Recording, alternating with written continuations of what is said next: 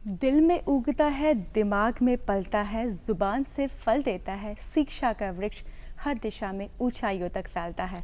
नमस्कार, आभार, अभिनंदन, सुप्रभात हमारे सभी दर्शकों का स्वागत है उनके अपने बेहद ही खास कार्यक्रम बिहार बिहान में। और आज की सुबह मैं हूं आपके साथ, आपकी दोस्त और होस्ट शक्ति। दर्शकों, हर किसी की ख्वाहिश होती है कि वह पढ़ लिख कर अच्छी सी नौकरी पाए। अक्सर हम लोगों को यह बात करते हुए भी सुनते हैं कि जीवन की हर सुख सुविधा का लुत्फ उठाना चाहते हो, एक वेल सेटल लाइफ चाहते हो, हर ऐशो आराम की ज़िंदगी चाहते हो, तो पढ़ लिख कर अच्छी सी नौकरी पाओ। क्या वाकई दोस्तों शिक्षा केवल अच्छी नौकरी पाने तक सीमित है?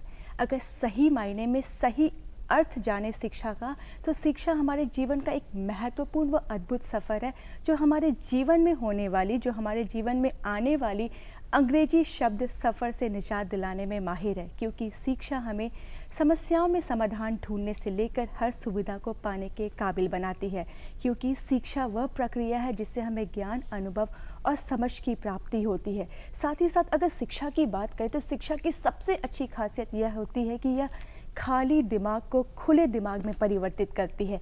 और जब हमारे विचार स्वतंत्र और सकारात्मक होते हैं तो हम उत्कृष्ट होते हैं, समृद्ध होते हैं, विकासशील होते हैं, जागरूक होते हैं। और शायद इन्हीं कारणों से कहा जाता है कि शिक्षा दुनिया की सबसे ताकतवर हथियार है, जिसके ज़रिए हर मुकाम, हर मुश्किल कार्य को मुमकिन किया जा सकता है। आइए एक ऐसे ही बेहतरीन और उम्दा विचार से आज के कार्यक्रम की शुरुआत करते हैं और नजर डालते हैं महात्मा गांधी जी द्वारा कहा इस अनमोल वचन पर। यह स्वास्थ्य ही है जो हमारा सही धन है। सोने और चांदी का मूल्य इसके सामने कुछ नहीं। वक्त हो चला हमारे बेहद ही खास सेगमेंट का, जिसका आपको बेसब्री से इंतजार रहता है। जी हाँ दर्शकों, वक्त हो चला हमारे आज के मेहमान से रूबरू होने का। दर्शकों, हर इंसान को हर मोड़ पर सहयोग और सहायता की आवश्यकता होती है, चाहे वो जीवन की कठिनाइयाँ हो या कोई परीक्षा। कहते हैं ना कि अगर जीवन में हमेशा आगे बढ़ने की हिम्मत देने वाला कोई मिल जाए या प्रोत्साहित करने वाला मिल जाए तो कठिन से कठिन सफ़र भी आसान लगने लगता है। और आज हम आपका परिचय एक ऐसी विशेष अतिथि से करवाने जा रहे हैं जिन्होंने अपने विचारों से, अपने कार्यों से, अपने विद्या प्रचार प्रसार से लोगों को मार्गदर्शित कर उन्हें नई दिशा प्रदान की है। और साथ ही साथ इनके सक्रियता के लिए इन्हें कई पुरस्कारों से सम्मानित भी किया गया है। तो चलिए स्वागत करते हैं हमारे आज के विशेष अतिथि का। हमारे बीच मौजूद है डॉक्टर राजीव सिंह, शिक्षाविद व वरिष्ठ पत्रकार। साथ ही साथ आप पुलिस पब्लिक प्रेस संबंध विशेषज्ञ भी हैं। और इनसे जुड़ी एक और जो महत्वपूर्ण बात है दर्शकों, यह है, जो गौरवान्वित करने वाली बात यह है कि इन्हें राजभाषा गौरव पुरस्कार से सम्मानित भी किया गया है। आपका तहे दिल से स्वागत है हमारे कार्यक्रम बिहार बिहार में। जैसा कि राजीव जी, आपको राजभाषा द्वारा दिया गया भारत सरकार का सबसे सर्वोच्च पुरस्कार से सम्मानित किया गया है आपकी किताब के लिए। चाहूँगी सबसे पहले इससे जुड़ी कुछ जानकारी हमारे दर्शकों के साथ साझा करें और आपको इसके लिए ढेरों शुभकामनाएं। मैं बताना चाहूँगा कि 18 अगस्त अभी इस वर्ष 2023 में राजभाषा विभाग गृह मंत्रालय द्वारा ये अवार्ड की घोषणा की गई है। ये जो अवार्ड है राजभाषा गौरव पुरस्कार जो कहते हैं, ये व्यक्तिगत और कंपनी, जितने भी भारत सरकार की जो कंपनियां हैं, जितने भी डिपार्टमेंट्स हैं, उनको राजभाषा कीर्ति अवार्ड, उनको उस कैटेगरी में, और जो इंडिविजुअल्स जो होते हैं उनको राजभाषा गौरव पुरस्कार विभिन्न विभिन्न क्षेत्रों में उनको दिया जाता है। और ये जो पुरस्कार है वो राजभाषा कार्यान्वयन के क्षेत्र में भारत सरकार का ये सर्वोच्च पुरस्कार है। तो मैं बहुत सौभाग्यशाली मानता हूँ और मैं बिहार की इस धरती को मैं प्रणाम भी करता हूँ कि आज मैं जो भी इसको मैं क्रेडिट देता हूँ बिहार को भी, क्योंकि मेरी जो शिक्षा दीक्षा हुई है बचपन से यहीं से हुआ है। तो इसके संबंध में बताना चाहूँगा, ये जो पुरस्कार है, जैसे हम जानते हैं कि हमारी जो राजभाषा है वो हिंदी है। 14 सितंबर 1949 में जब हमारा संविधान जो इसमें अंगीकृत किया गया कि राजभाषा जो है हमारी हिंदी होनी चाहिए। और जो हमारे जो हैं महात्मा गांधी, सुभाष चंद्र बोस, सबका ये सपना था कि ये राष्ट्रभाषा के तौर पे भी ये कर। लेकिन ये था कि शुरुआती तौर पे ये हुआ कि 14 सितंबर 1949 को हिंदी को राजभाषा के तौर पे घोषित किया गया। और इसी उपलक्ष्य में हम प्रतिवर्ष 14 सितंबर को हम हिंदी भाषा मनाते हैं। और ये जो राजभाषा जो गौरव पुरस्कार जो मुझे अभी जो घोषणा हुई है 18 अगस्त 2023 को, तो ये जो है अभी 14 सितंबर को तृतीय अखिल भारतीय राजभाषा सम्मेलन होने जा रहा है।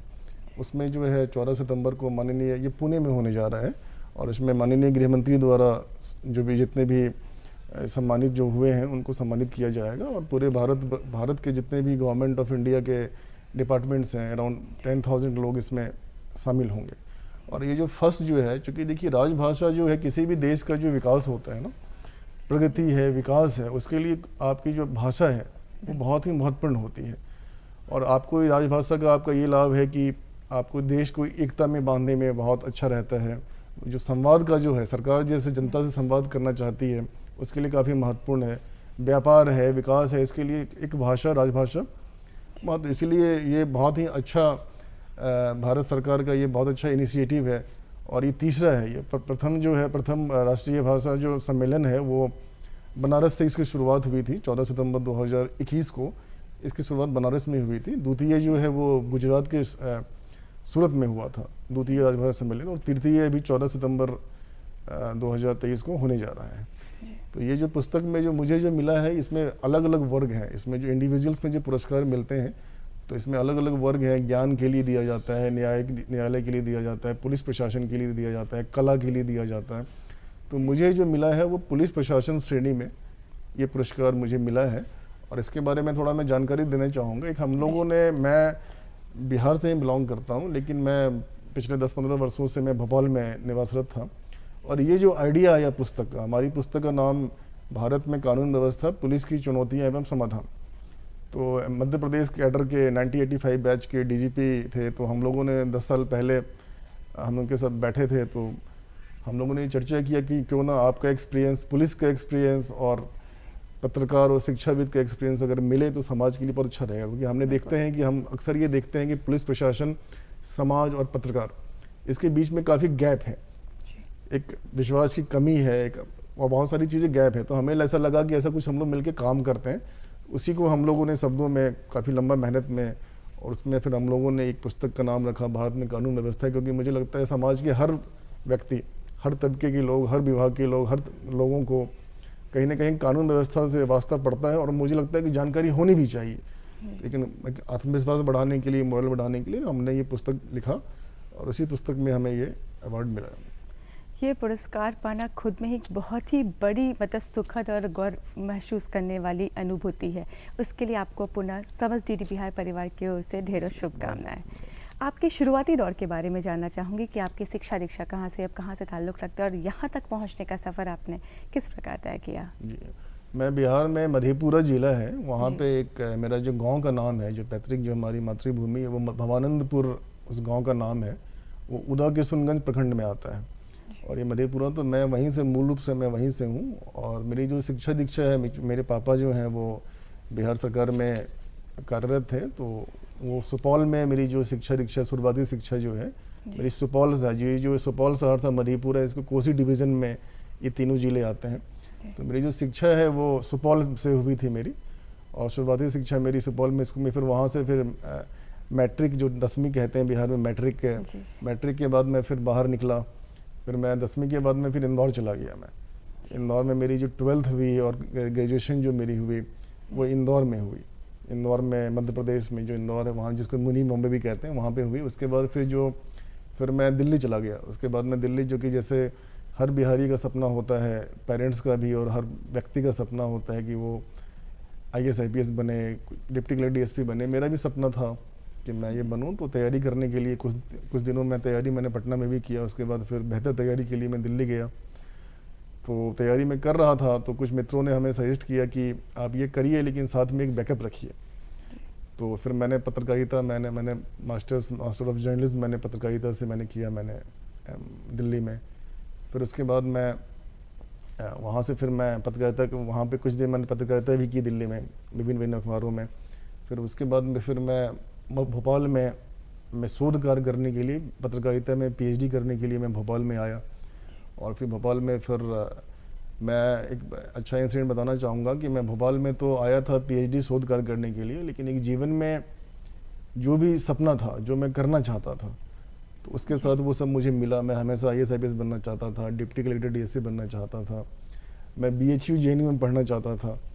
पर इसको दुर्भाग्य कहे या सौभाग्य कहे कि मैं हर जगह में फ़ेल हुआ। 12-13 बार मैं फ़ेल हुआ, मुझे कहीं सफलता नहीं मिली। और भगवान का ऐसा रहा कि मेहनत, लगन और भगवान की कृपा, सबकी दुआओं से जहाँ जहाँ मैं फेल हुआ, तो अब मैं वहाँ मैं पढ़ाने जाता हूँ, वहाँ मुझे आमंत्रण प्राप्त होता है कि मैं पढ़ाने जाऊँ। तो ऐसा मेरा जीवन का सफ़र रहा, और अभी रिसेंटली राष्ट्रीय गौरव पुरस्कार मिला, तो एक अच्छा रहा, सकारात्मक। जी, कहते हैं कि अगर आप मेहनत करते हैं, अगर आप मेहनती हैं, तो कहीं ना किसी रूप में आपकी मेहनत आपके सामने या आपको ऊंचाइयों तक लेकर जाती ही है। भले आप किसी समय आप सफल नहीं हो पाए अपने लक्ष्य में, लेकिन दूसरी जगह आपको मतलब आपकी मेहनत ने एक मुकाम तक पहुंचा दिया है। जैसा कि आपने बताया कि 10वीं के बाद आप दूसरे स्टेट में जाके अपनी पढ़ाई को जारी रखा, लेकिन अगर आज की वर्तमान समय की बात करें तो आज बिहार में भी कई ऐसी सुविधाएं हैं जिसके तहत हम अपनी उच्च शिक्षा को जारी रख सकते हैं। इस पर क्या कुछ कहना चाहेंगे? नहीं, बिल्कुल, मैं आपको बताऊं, मैं 98 के बाद में बिहार से बाहर गया, और उस समय का बिहार और अभी का जो बिहार में, मैं अभी 4 महीने पहले मैं बिहार ही शिफ्ट हुआ हूं, क्योंकि मुझे लगा कि अब गृह राज्य बिहार के लिए अपनी सेवाएं करनी है। बाहर बहुत काम किया, जो बाहर से मुझे अनुभव मिला।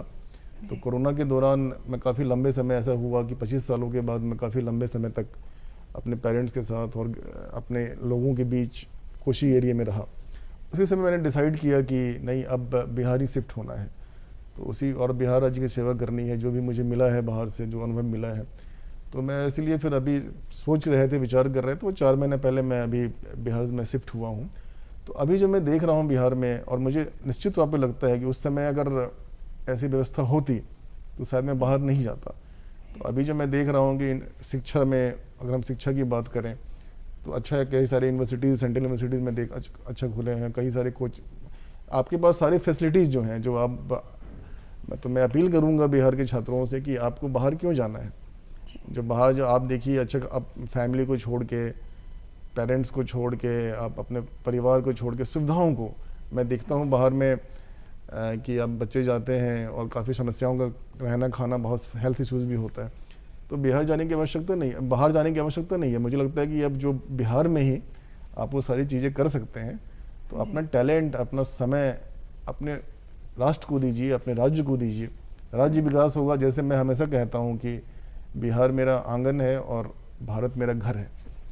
तो हमें आंगन को भी मजबूत करना है और हमें घर को भी मजबूत करना है। तो निश्चित तौर पे अब बिहार में बहुत परिवर्तन है शिक्षा के क्षेत्र में, और उम्मीद करता हूँ कि आगे भी काफ़ी कार्य इस पे होगा। आपके द्वारा कई शोध कार्य भी किए गए हैं, किन विषयों पर आधारित है ये शोध कार्य?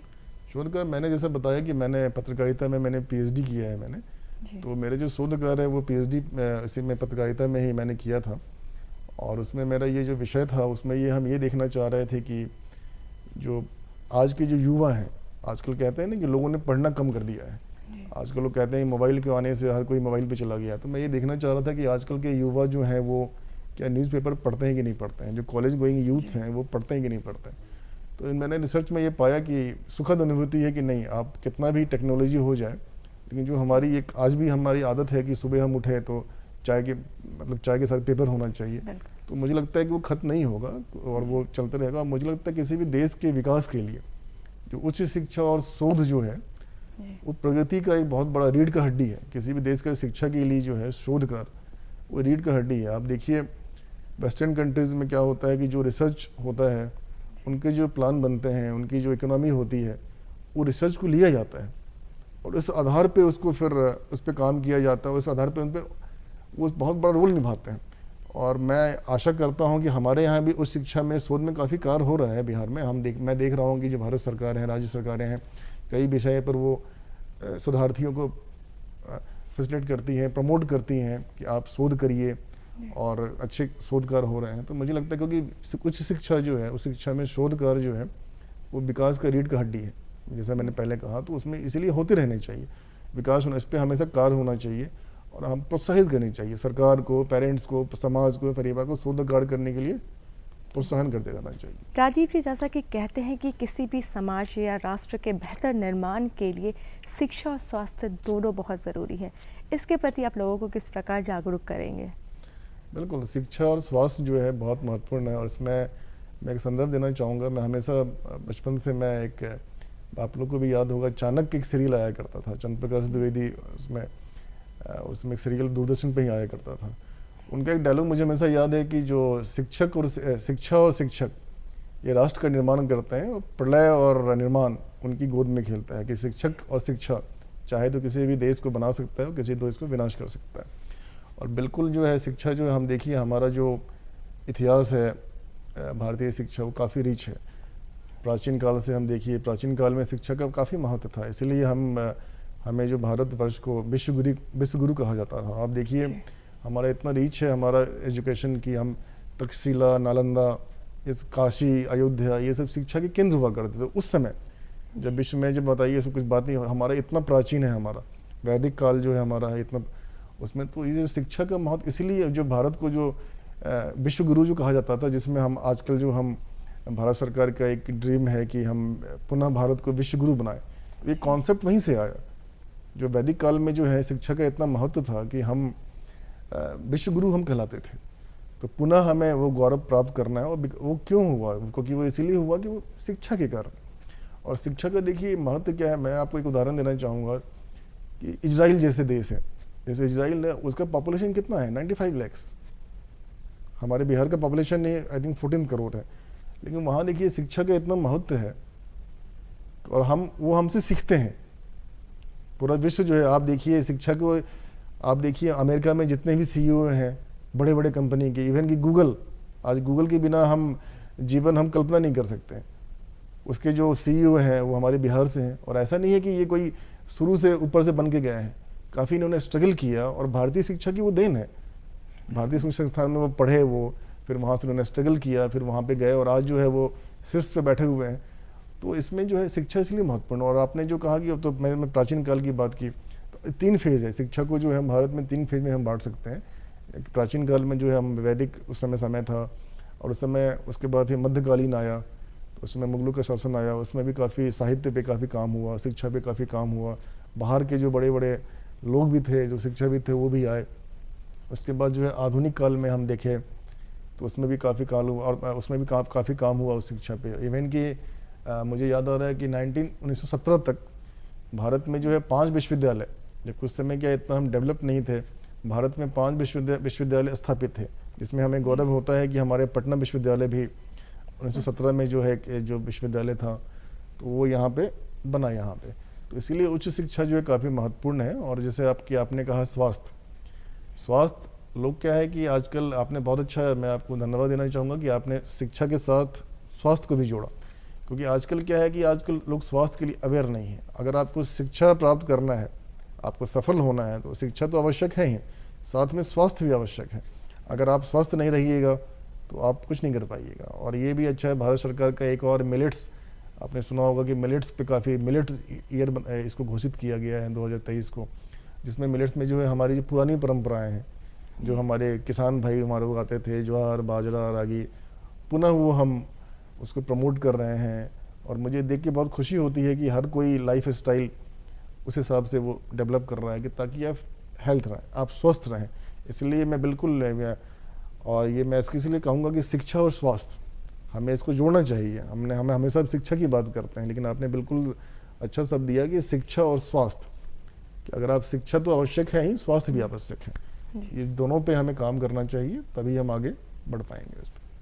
अगर आज के युवाओं की बात करें, जिनके कंधों पर अपने सपनों का, अपने घर के सपनों का, अपने देश के सपनों का जिम्मा रहता है, अगर उनकी बात करें तो कहते हैं कि उन्हें सबसे ज़्यादा ज़रूरत सही दिशा निर्देश की तब होती है जब वो अपने भविष्य की ओर पहला कदम बढ़ाते हैं। और मतलब कि जब वो जिस विषय को वो चयनित करते हैं, जिस मार्ग को वो चयनित करते हैं, उन पर पूरा भविष्य उनका टिका हुआ था। ऐसे में आपके मुताबिक उन्हें उस समय या उनकी परवरिश या उन्हें किस प्रकार मार्गदर्शित करना चाहिए कि उनके जीवन में किसी भी प्रकार का भटकाव ना आए? देखिए बिल्कुल ये बहुत ही महत्वपूर्ण है, क्योंकि देखिए हम जो बच्चा होता है उसके जो पहले गुरु होते हैं, उनकी माँ होती है, उनके फैमिली होती है, उनके पेरेंट्स होते हैं। तो हमें बच्चों में शुरू से ही ऐसी भावना भरनी है कि आप जो है सक्सेस हमेशा ये सोचिए। कभी आप फेल्योर, आपको कभी असफलता के बारे में सोचना ही नहीं है।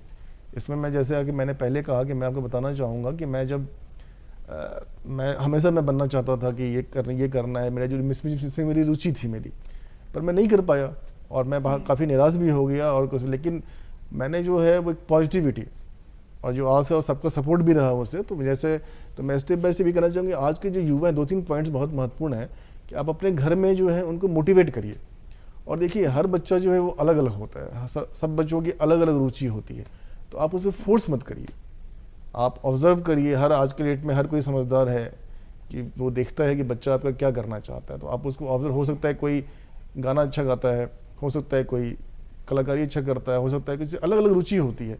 जापान जो है आज के डेट में जो है, आप शिक्षा के मामले में जापान जो है काफ़ी सबसे नंबर 1 आता है। वहाँ पे ऐसा क्यों है? क्योंकि वो जो उनकी जो रुचि होती है, तो शिक्षा के साथ रुचि के विषय भी में उनको वो किया जाता है कि मोटिवेट किया जाता है कि आप करिए। और बिहार में भी और भारत में भी ऐसा हो रहा है, लेकिन कई बार कुछ नकारात्मक खबरें हम सुनने को मिलते हैं कि जैसे, लेकिन उस पर हमें नहीं जाना है। मैंने कहा ना कि देखिए जीवन जो है एक आईना है, ये हम पे डिपेंड करता है कि उस आईने में हम क्या देखते हैं।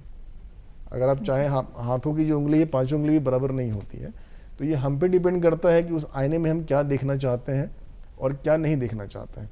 तो हमेशा अपने बच्चों को, माता पिता शुरुआत को, कि बच्चे जो हैं पहला जो घर, उनकी जो एजुकेशन है, पहले जो शिक्षा है वो घर से शुरू होती है। तो ये माता पिता का कर्तव्य है, उनके परिवार का कर्तव्य। कभी भी उनको डीमोटिवेट मत करिए, उनको हमेशा मोटिवेट करिए कि आप कर सकते हैं, आप कर सकते हैं, आप कर सकते हैं। आपको लगे कि बच्चा थोड़ा वीक भी है ना, मैंने कई बच्चों को देखा है जिससे लगा था कि, मैंने कई लोगों को देखा है जिससे लगा था कुछ नहीं कर पाएगा, वो आज बड़े बड़े पद पे बैठे हुए हैं, तो बिकॉज ऑफ मोटिवेशन। तो इसीलिए ये बहुत ज़रूरी है। पहला पॉइंट तो ये है कि आप जो उनका रुचि का विषय है उस पर आप उनको पढ़िए। दूसरा जो मैं कहता हूँ कि सकारात्मकता, पॉजिटिविटी जो है ना, पॉजिटिविटी से आप कुछ भी कर सकते हैं। रिसेंटली आप देखिए, मैं उदाहरण देना चाहूँगा, अभी हम चंद्रयान पे पहुँच गए, तो अभी इतने बड़े बड़े डेवलप कंट्री हैं, काफ़ी कोई सोच भी नहीं सकता था, लेकिन वो क्यों हुआ? बिकॉज ऑफ शिक्षा, बिकॉज ऑफ हमारे लोग जो है वो वैज्ञानिक हैं, वो बने वहाँ पे, तो उन्होंने सफलता प्राप्त की। कई सारी हमने अचीवमेंट्स किया है हमने। तो इसीलिए दूसरा जो है positivity, yes we can do it, हम ये कर सकते हैं। कभी हमें ये नहीं सोचना है कि हम नहीं कर सकते हैं, आप ट्राई तो करो। तो उसमें दूसरा है सकारात्मकता। तीसरा है कि चॉइस, मैंने कहा जो रुचि जो चॉइस है, लेकिन ये है कि तीसरा में जो है कि आप में आपको अपनी क्षमता का भी आकलन, जैसे जो माता पिता ने और आपने जो, जैसे मान लीजिए मैं घर से मेरी एजुकेशन हुई, तो माता पिता ने जो आपको अपब्रिंगिंग किया वो तो है, लेकिन उसके बाद हमें अपने को आकलन करना है।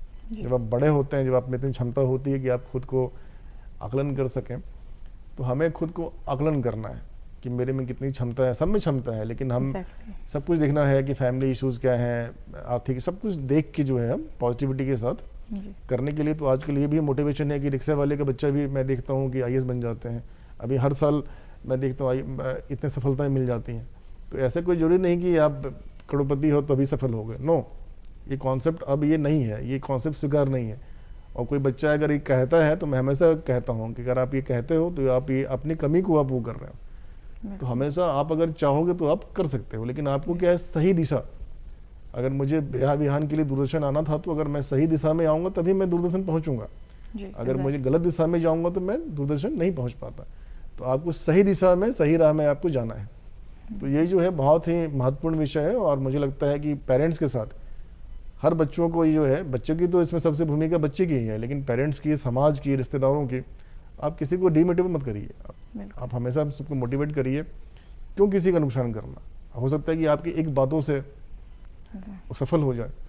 तो इसीलिए है पॉजिटिविटी बनाइए, सकारात्मक रहिए, पॉजिटिव रहिए, अच्छा सोचिए, अच्छे माहौल में रहिए। तो ये आवश्यक है सफलता के लिए। और वह कहते हैं ना कि जब आप अपने प्रोफेशन और पैशन दोनों को साथ लेकर चलते हैं, तो ये दोनों चीज़ें एक दूसरे को कॉम्प्लीमेंट करती हैं हमारे लाइफ में। जो कॉम्बिनेशन होता है ना जी, ये बहुत ही तगड़ा होता है, उसमें आप कुछ भी कर सकते हैं। एक काइंड ऑफ स्ट्रेस बस्टर रहता है जो हमारे दोनों चीज़ों को कॉम्प्लीमेंट करते हुए हमारे चीज़ों को स्मूथ करता है, प्रॉपर फंक्शनिंग में लाता है। इसमें मैं ऐड करना चाहूँगा, मैं जब छोटा था तो मैं जब यूनिफॉर्म देखता था पुलिस की या आर्मी पैरामिलिट्री की, तो मैं बड़ा अट्रैक्ट होता था। तो मुझे लगता था कि नहीं, मुझे यूनिफॉर्म पहनना है और मुझे देश की सेवा करनी है। पर नहीं हो पाया, मैंने ट्राई किया, नहीं हो पाया। तो उसके बाद एक मन में लालसा थी कि यूनिफॉर्म से एक जुड़ाव था। इसी कारण मुझे लगता है कि भगवान ने चाहा कि आप वहाँ नहीं, आप ये काम करो। और उसी पुलिस प्रशासन कैटेगरी में आज मुझे सर्वोच्च पुरस्कार प्राप्त हुआ है उस पुस्तक के लिए। तो ये है कि आपका पैशन, आप कहीं ना कहीं आप लगे रहिए, आपको सफलता मिलेगी। ऐसा मैं नहीं मान सकता हूँ कि आप, ये मैं बिल्कुल मान ही नहीं सकता। क्योंकि लोग कहते हैं कि अरे मैंने इतना किया नहीं मिला, मैं नहीं मान सकता हूँ। इसका मतलब कि आपने जो किया 100%, आपको लेकिन 100% मन से करना पड़ेगा। आप पूरा अपना फोर्स करिए, आप पूरा जोर लगाइए, पूरा पॉजिटिव और सही वे में लगाइए, तो सफलता मिलेगी। 110% गारंटी। मैं आज कह रहा हूँ 10% 110% गारंटी सफलता मिलेगी ही मिलेगी। बिल्कुल। शायद इन्हीं कारणों से आप वर्तमान समय में पब्लिक पुलिस प्रेस संबंध विशेषज्ञ भी हैं। फिर भी आपसे जानना चाहूँगी कि इससे जुड़ाव कैसे हुआ? बिल्कुल, जैसा मैंने बताया ना कि मैं बचपन से मुझे यूनिफॉर्म मुझे अट्रैक्ट करता था। जी। और जब मैं छोटा था तो मैं जब छोटे ज़िले में, मैंने बताया कि मेरे पापा पोस्टेड छोटे ज़िले में रहते थे, तो जब मैं कलेक्टर और एसपी की जब गाड़ी में देखता था, हम लोग जब क्रिकेट खेलते थे बचपन, और मैं जब वो गुजरता था तो मैं सोचता था कि कैसे लोग होंगे, ये क्या अलग होंगे कि हमारे जैसे हैं। तो वो मुझे काफ़ी अट्रैक्ट करता था कि ये लोग जब जाते सुनते थे कि कलेक्टर की गाड़ी जा रही है, एसपी की गाड़ी जा रही है, तो वो चीज़ काफ़ी वो करता था। तो बचपन से एक था कि करना है कुछ। बिहार में तो आप जानते ही हैं, हर पेरेंट्स चाहते हैं, हर बच्चे चाहते हैं कि कुछ बने, मतलब कम से कम IAS IPS ना तो डिप्टी कलेक्टर DSP तो बने ही कम से कम बिहार में। तो बचपन से एक लालसा थी, मैं भी करना चाहता था पर नहीं मिला। मैं 13 से ज़्यादा बार फेल हुआ हूँ मैं डिफरेंट इंटरव्यूज़ में। तो उसके बाद जब मैं MP गया मैं, तो मैंने काफ़ी, जब मुझे एक मीडिया हाउस में काम करने का मौका मिला, तो मैंने पुलिस प्रशासन के लोगों के पास मैंने एक नया कॉन्सेप्ट मैंने बनाया। मैं उनके पास जाता था, कहता था कि आपकी जो पॉजिटिव चीज़ें हैं, अगर आप पुलिस वाले हो या प्रशासन वाले हो, तो इसका मतलब ये नहीं कि आप में फीलिंग्स नहीं है, आपके अच्छे काम भी बाहर आने चाहिए। तो मैं फिर उसके अच्छे कामों को मैं प्रकाशित करता था। मुझे लगता है क्योंकि शुरू से वो एक था, तो मैं करता था। और धीरे धीरे फिर मैं व्याख्यान देने लगा, जो मैं राज्य सरकार और भारत सरकार के जो प्रशिक्षण संस्थान है, एकेडमीज़ जो हैं, ट्रेनिंग एकेडमीज़, उसमें मैं पढ़ाने जाने लगा। और भारत सरकार में जो भी 370 जो अभी जब हटाया गया था जम्मू कश्मीर में, तो मैं वहाँ भी गया था, 1 हफ्ते में वहाँ रहा था, मैंने वहाँ ट्रेनिंग दिया। तो ये जो है वहीं से कहीं आप जो ये मतलब एक तरह से कह सकते हैं कि बचपन से जो है वो एक उसमें था, तो उसके प्रति काम करना था। और मैंने ये भी फील किया कि थोड़ा सा गैप है, थोड़ा सा पुलिस प्रशासन, समाज और पत्रकारिता में थोड़ा सा गैप है। तो उस गैप को हमें भरने की आवश्यकता है, ताकि हम सब किसके लिए काम कर रहे हैं, हम सब अपने देश के लिए काम कर रहे हैं, हम सब अपने देश के प्रगति के लिए काम कर रहे हैं। तो अगर वो कहते हैं ना मुट्ठी जो है ताकतवर हो जाता है, तो हम अगर मिल के करें तो एक देश का भी विकास होगा, समाज का भी भला होगा। तो ये वहीं से जो है पुलिस प्रशासन, प्रेस, पब्लिक संबंध विशेषज्ञ, जो ये मीडिया ने ही हमें दिया था ये नाम, तो वहीं से फिर ये आया और उसी क्षेत्र में हमें काम करना है। और आशा है कि आगे भी हम इस पर कुछ, अभी मैं बिहार में आया हूँ तो मैं कोशिश करूँगा इस क्षेत्र में अपने अनुभव का जो है मैं लाभ प्रयास करूँ यहाँ बिहार में करने का। आपके द्वारा ऐसे कई कार्य विदेशों में भी किए गए हैं, जिससे आपने अपने देश का, अपने राज्य का नाम रोशन किया। आप कई सेमिनार और वर्कशॉप में हिस्सेदारी आपकी रही। ऐसे में जानना चाहूँगी कि वहाँ की शिक्षण प्रणाली और हमारे देश की शिक्षण प्रणाली में आप क्या अंतर महसूस करते हैं?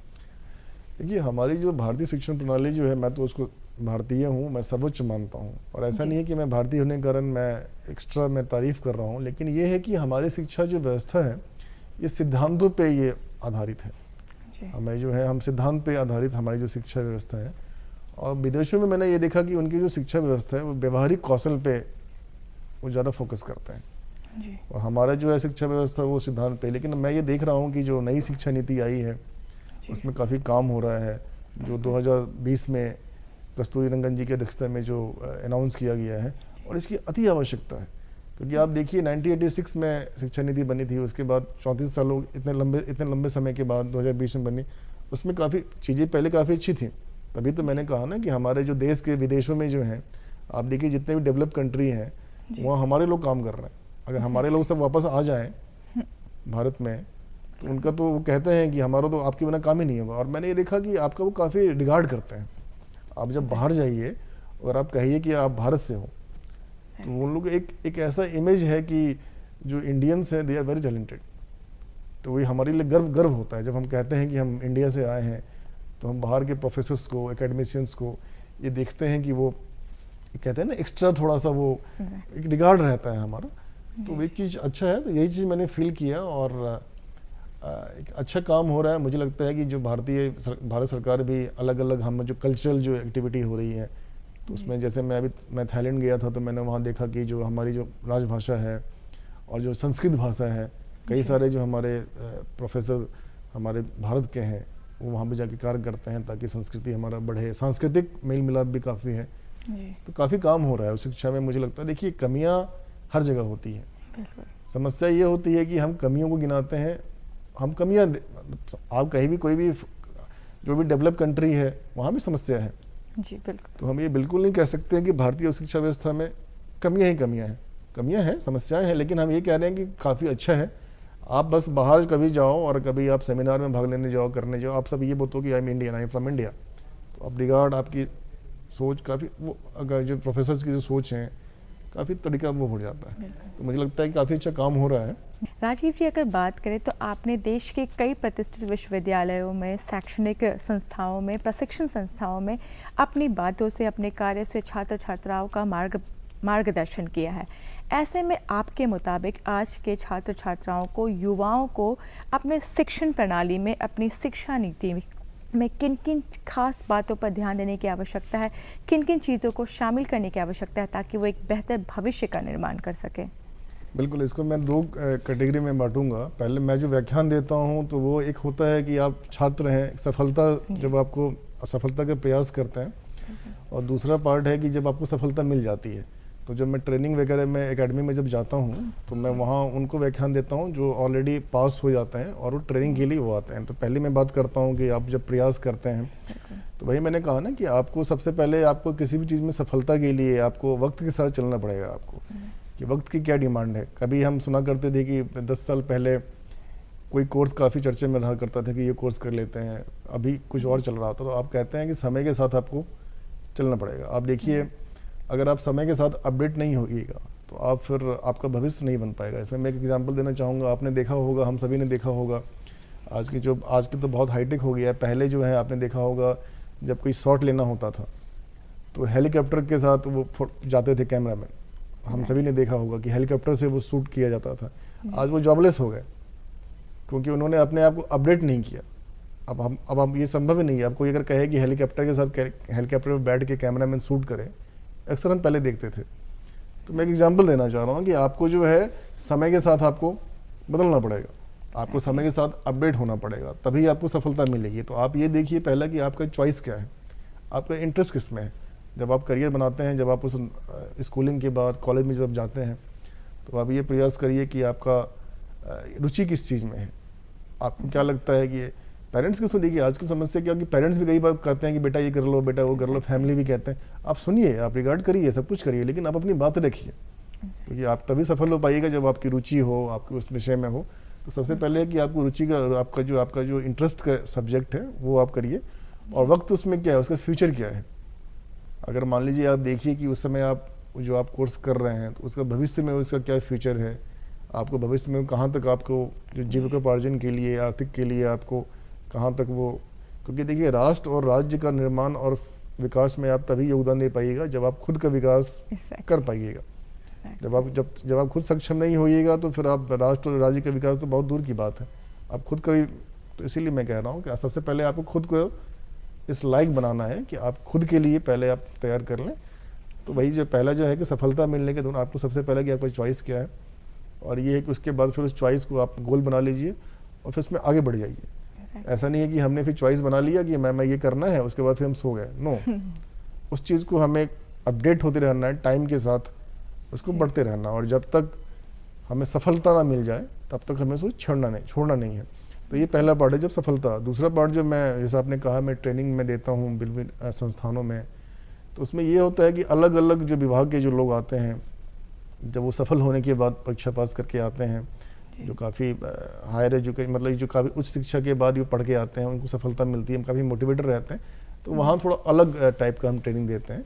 वहाँ पे ये होता है कि जैसे आप अधिकारी हैं तो आपको जो है हाउ टू कम्युनिकेट, कैसे समाज से बात करनी है, सरकार की योजनाओं को कैसे लोगों तक पहुँचाना है, आप जनता से, क्योंकि आप नौकरशाह हैं, हम जनता के आप सेवक हैं, आपकी जो जिम्मेदारी है जनता को ज़्यादा से ज़्यादा अवेयर करना, तो किस तरह अपनी बातों को जनता से ज़्यादा पहुँचाना है। तो आप वो तभी कर पाएंगे जब आपकी पर्सनालिटी और कम्युनिकेशन स्किल अच्छा रहेगा। तो उस पार्ट में हम उस ट्रेनिंग में देते हैं। और कई बार ये भी होता है कि आपको स्ट्रेस, सब चीज़ का दुश्मन जो है ना वो स्ट्रेस होता है।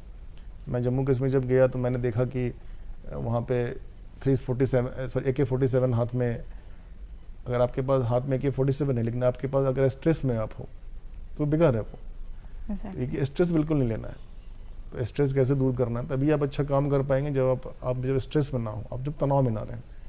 सबसे अच्छा वही है कि आप तनाव में, तो ये 2 पार्ट है कि सफलता के दौरान की यात्रा और सफलता के बाद की यात्रा। आपने बहुत अच्छी बात कही कि अगर आपको लाइफ में सफल होना है, सक्सेसफुल होना है, तो आपको स्ट्रेस को कहीं साइड में अपने जीवन से निकाल के रखना होगा। अगर आपकी बात करें तो आप एक शिक्षाविद भी हैं, एक पत्रकार भी हैं, आपकी पुस्तक प्रकाशित, आपके आर्टिकल्स आए दिन पत्र पत्रिकाएं में आती हैं। ऐसे में आप खुद को इस हेक्टिक स्केड्यूल से रिलैक्स करने के लिए क्या कुछ कार्य करते हैं? बिल्कुल, मैं जो हूँ, मैं कोशिश करता हूँ, बचपन से मुझे गाने सुनना मुझे बहुत पसंद है जी। तो मूड के हिसाब से मैं वो गाने सुनता हूँ। जब मुझे लगता है कि थोड़ा स्ट्रेस आ रहा है तो मैं मूड के हिसाब से, हमेशा कोशिश करिए कि अब ऐसा नहीं कि सुबह के समय आपने वेस्टर्न लगा दिया, और ये इस हिसाब से आप टाइमिंग को देखिए। म्यूज़िक में मुझे म्यूज़िक सुनना पसंद है, नए नए लोगों से मिलना पसंद है, और ट्रैवल करना मुझे अच्छा लगता है, नए लोगों से मिलना होता है। तो ये मैं कोशिश, और मैं थोड़ा ध्यान करता हूँ, मैं करता हूँ कि, और हमेशा सबको ध्यान करना चाहिए। मुझे लगता है कि आपको खुद को देखिए, आप नियंत्रण, स्व नियंत्रण जो बात कहते हैं ना, स्व नियंत्रण होना चाहिए। अगर आप गाड़ी आपकी तभी चल पाएगी जब आप गाड़ी आपकी नियंत्रित हो। जब हम कार ड्राइव करते हैं तो तभी वो चल पाती है रोड पे जब नियंत्रण में हो। अगर आपने उस पर नियंत्रण खो दिया तो वो एक्सीडेंट हो जाएगा। तो वैसे ही स्व नियंत्रण होना चाहिए, आपको खुद पे कंट्रोल होना चाहिए। आप देखिए जितने बड़े बड़े लोग हैं, महान लोग हैं, वो खुद पे उन्होंने कंट्रोल, तो कैसे होगा? तो मैं ध्यान थोड़ा सा करता हूँ, अच्छी पुस्तकें पढ़िए, उससे काफ़ी मोटिवेशन मिलता है आपको। जैसे मैं जब छोटा था तो मैंने wings of fire, APJ Abdul Kalam, experience with truth, Mahatma Gandhi ji की मैंने पढ़ी थी, तो मैं उनसे काफ़ी इंस्पायर हुआ। अच्छी चीज़ें पढ़िए ताकि आप उससे मोटिवेट हुए। तो ये आपको टाइम पास नहीं करना है, आपको बिल्कुल नहीं, आप सब चीज़ करिए, दोस्तों के साथ भी जाइए, सब कुछ करिए, वो भी मैं करता हूँ। मतलब मैं दोस्तों के साथ समय देता हूँ, लेकिन अपने पे मैं ज़्यादा समय देना चाहिए, मुझे लगता है। एग्जैक्टली। कहते हैं ना कि जब आप अच्छी चीज़ों को पढ़ते हैं, अच्छे लोगों के साथ रहते हैं, तो वैसे ही अच्छा बर्ताव करते हैं और अच्छी चीज़ों को सोचते हैं आप। आपसे एक और बात जानना चाहूँगी कि जब भी हम अपने जीवन में किसी लक्ष्य को निर्धारित करते हैं, तो वहाँ तक पहुँचने का सफ़र बिल्कुल आसान नहीं होता है। कई बार कई उतार चढ़ाव आते हैं, कई बार कई असफलताएं भी मिलती हैं, और कभी ऐसा लगता है कि उस मोड़ को, उस राह को छोड़ के हम कहीं निराश बैठ जाते हैं या डिमोटिवेट हो जाते हैं। लेकिन एक हमारी ऐसी खूबी होती है जो हमें निरंतर अपने लक्ष्य की ओर आगे बढ़ने के लिए अग्रसर करती है। आपकी वो कौन सी खूबी रही जिसे आप साथ लेकर अपने जीवन में आगे बढ़े और आगे बढ़ते रहना चाहते हैं? बिल्कुल, मैं जो अपना मतलब खूबी जो मुझे ऐसा लगा कि कभी हिम्मत ना हारने की जो है, वो मुझे लगता है कि ये गॉड गिफ्ट है कि आपको कभी हिम्मत नहीं हारना है। तो मुझे लगता है कि ये गॉड गिफ्ट मुझे बचपन से मिला है कि आपको कभी तमाम असफलताओं के बावजूद भी आप कभी हिम्मत नहीं हारिए, आप काम करिए अपना। और मैं श्योर कहता हूँ, जैसा मैंने पहले भी कहा, कि आप काम करिए, आप अपने काम में 100% दीजिए, तो आपको सफलता मिलेगी ही मिलेगी। लेकिन बस वही है कि आपको जज्बा होना चाहिए, पॉजिटिव रहिए, अच्छा सोचिए, पॉजिटिविटी के साथ। मैं कहता हूँ सफलता का एक ही मंत्र है, पॉजिटिव पॉजिटिव पॉजिटिव। आप सकारात्मक रहिए, सकारात्मक रहिए, सकारात्मक रहिए, और कुछ नहीं। बहुत ही अच्छी बातें और बहुत ही अच्छी चीज़ें आपने हमारे दर्शकों के साथ साझा की। यहाँ पर बताया कि हमें किस प्रकार से अपने शिक्षा नीति हमारी कैसी होनी चाहिए, किस प्रकार हमें कार्य करना चाहिए, किस प्रकार खुद को हमें स्वस्थ और स्ट्रेस फ्री रखना चाहिए। उन तमाम बातों के लिए आपका तहे दिल से धन्यवाद। तो दर्शकों, ये थे हमारे आज के विशेष मेहमान डॉक्टर राजीव सिंह, जिनसे हमने जाना कि किस प्रकार हम खुद को एक सफलता तक, एक मुकाम तक लेकर जा सकते हैं। इसी के साथ दर्शकों, वक्त हो चला आपको बताने का कि हमारा आज का कार्यक्रम आपको कैसा लगा, जिसके लिए ज़रूरी है आपको हमारा पता नोट करना। हमारा पता है निदेशक DD बिहार दूरदर्शन केंद्र पटना, फ्रेजर रोड पटना 800001, और हमारा ईमेल है director@ddkpatna@gmail.com।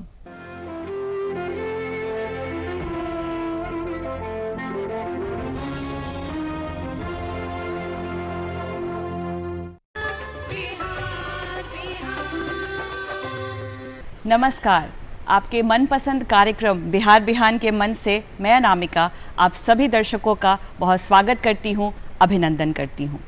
एक नया दिन शुरू हो चुका है और हमारे इस खास कार्यक्रम की शुरुआत मैं भी इस खास अंदाज के साथ करना चाहूँगी कि कुछ इस तरह से ज़िंदगी को आसान कर लिया, किसी से माफ़ी ली तो किसी को माफ़ कर दिया।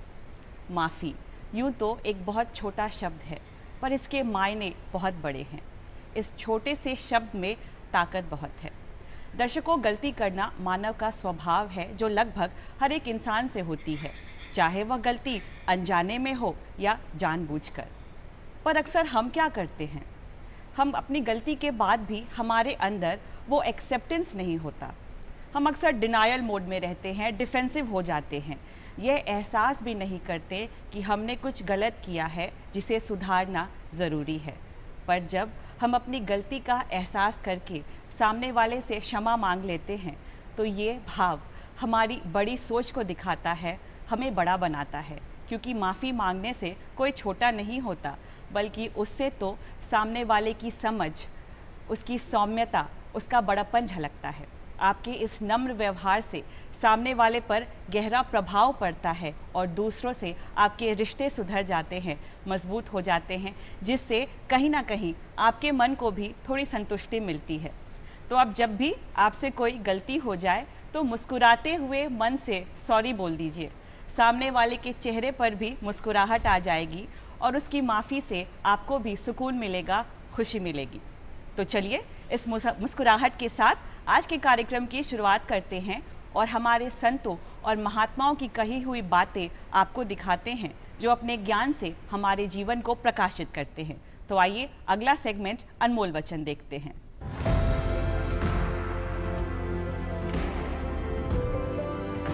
सपने वो नहीं हैं जो आप नींद में देखें, सपने वो हैं जो आपको नींद ही नहीं आती। डॉक्टर APJ अब्दुल कलाम।